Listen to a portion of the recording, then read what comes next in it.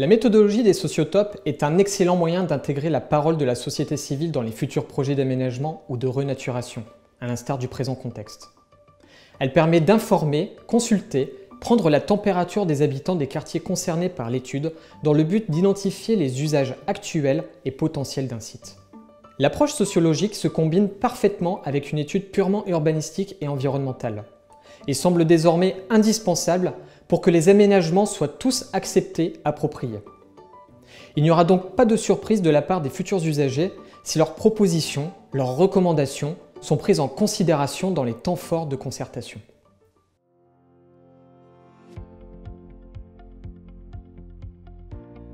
Initialement, le but de la méthode des sociotopes, sa raison d'être, c'était de faciliter l'émergence de la ville dense et verte. Ça, c'est le titre de la thèse d'Alexander Stolé, la ville dense et verte. C'était démontrer qu'il est possible dans la pratique d'avoir des densités d'habitat élevées et en même temps d'avoir d'excellentes conditions d'accès à des espaces verts de qualité. Et quand je dis de qualité, c'est-à-dire des espaces verts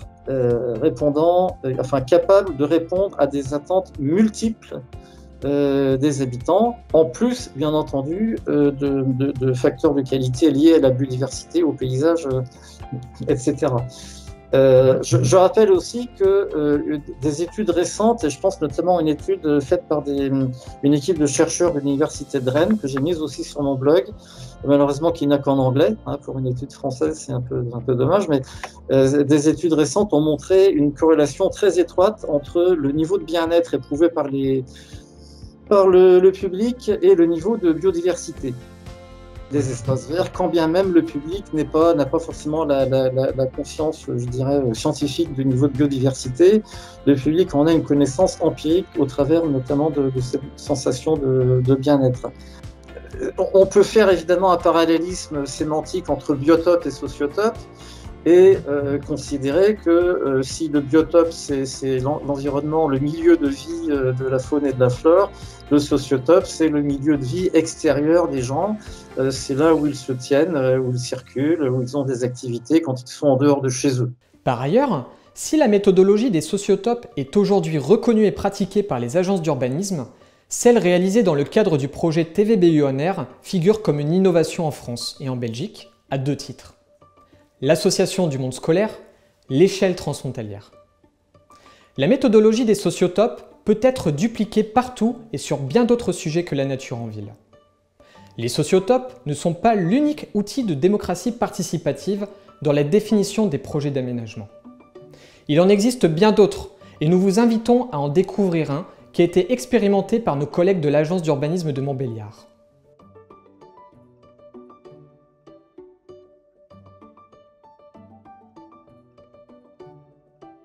La vidéo qui va suivre vous est proposée par nos collègues de l'agence de développement et d'urbanisme de Montbéliard. Je tiens tout particulièrement à remercier Charles Bergogneau, directeur, Elisabeth Schmitt et Cathy Kuhn pour leur participation à notre MOOC Sociotope. En effet, si les sociotopes constituent un outil de démocratie participative dans les projets d'aménagement, il n'est certainement pas le seul. Découvrez à présent le Place Game.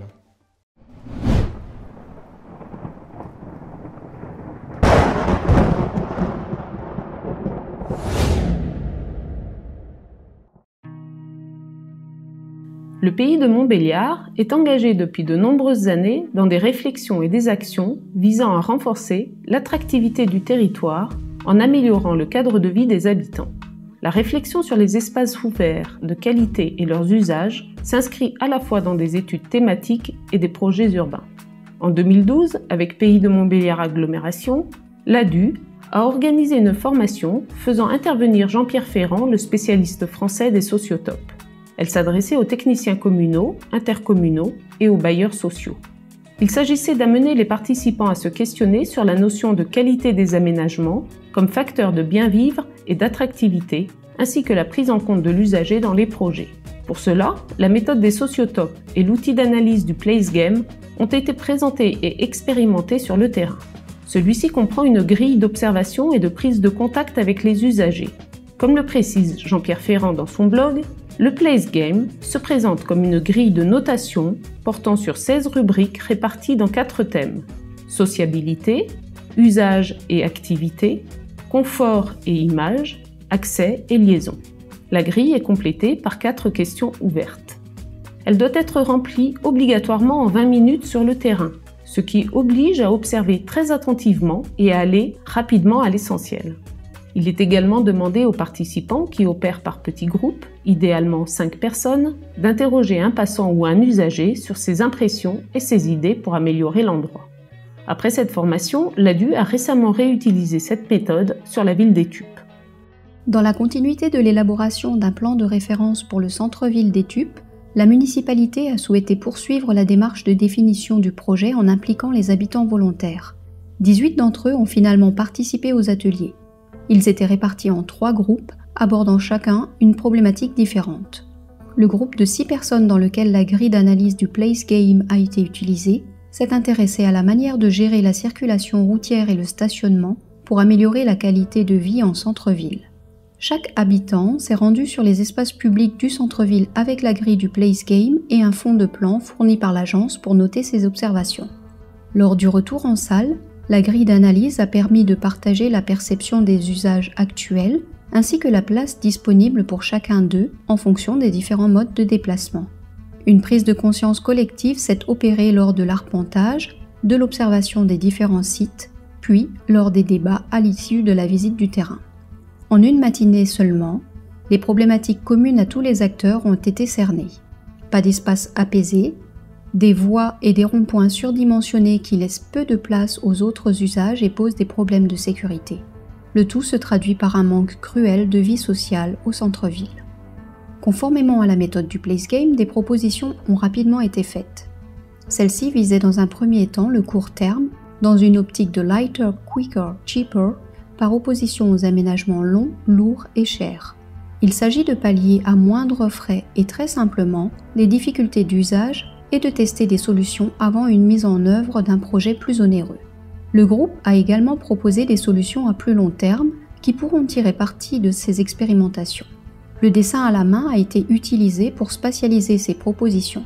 Elles concernent par exemple la modification du sens de circulation et des reprises de carrefour, la modification du trajet du bus, l'aménagement d'itinéraires cyclables, la plantation d'arbres ou encore le réaménagement d'une place de marché devant l'école. En tant qu'usagers experts, les habitants ont présenté leurs diagnostics et leurs propositions aux élus de la ville et aux membres des autres groupes. Le maire a entendu les propositions et a souhaité impliquer les services pour étudier techniquement leur faisabilité et les tester. Par exemple, très rapidement, un parking a été réorganisé par modification du marquage au sol pour optimiser la place des voitures et libérer davantage les espaces au bénéfice des piétons. Aujourd'hui, les élus et les services continuent à utiliser ce travail de co-construction pour finaliser le projet de développement du centre-ville.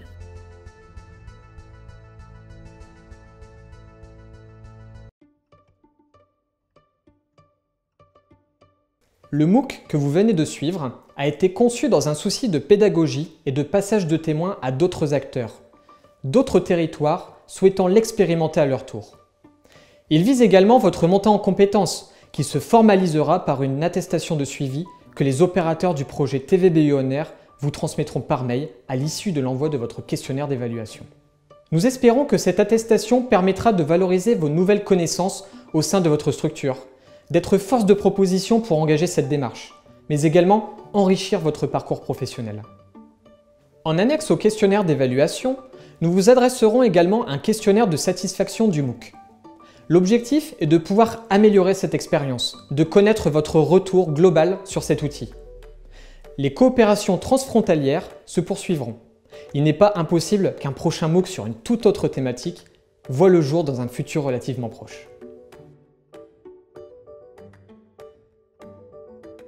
La méthodologie des sociotopes apporte de la donnée statistique qualitative, mais également un renforcement de la participation citoyenne aux décisions qui concernent leur environnement quotidien, puisqu'ils sont les principaux usagers des espaces publics. À titre d'exemple, le projet de renaturation de la Flamène à Maubeuge, livré en septembre 2020, prend en considération les propositions d'aménagement émises par les conseils citoyens et les jeunes collégiens. création de chemins, installation de bancs et de panneaux didactiques pour comprendre les espèces faunistiques du site. Sur le versant wallon, la cour de l'école communale de Thuilly a été repensée avec les élèves de primaire, l'équipe enseignante et l'équipe communale afin d'associer récréation et pédagogie avec nature en ville. Aussi, s'intéresser à l'usage d'un espace par la méthodologie des sociotopes, tout en associant la nécessité de préserver la biodiversité, s'avère aujourd'hui être une étape indispensable de concertation pour avoir des projets qualitatifs. Les politiques publiques locales s'intéressent de plus en plus au paysage des habitants, pour citer Alexander Stalle, fondateur de la méthodologie. Pour conclure ce MOOC, je tenais au nom de tous les opérateurs du projet TVBUONR à vous remercier chaleureusement pour votre participation. Nous espérons que ce travail de coopération transfrontalière vous donnera les billes nécessaires pour dupliquer la méthodologie des sociotopes, l'expérimenter, voire l'intégrer automatiquement dans vos projets d'urbanisme et de renaturation.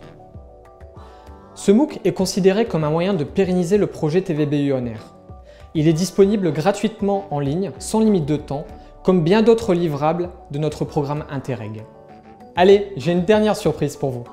Nous publierons en complément du MOOC un guide pédagogique qui vous synthétisera les différentes étapes d'élaboration et d'application de la méthodologie des sociotopes. Il sera adapté à tous les publics. C'est à vous de jouer désormais.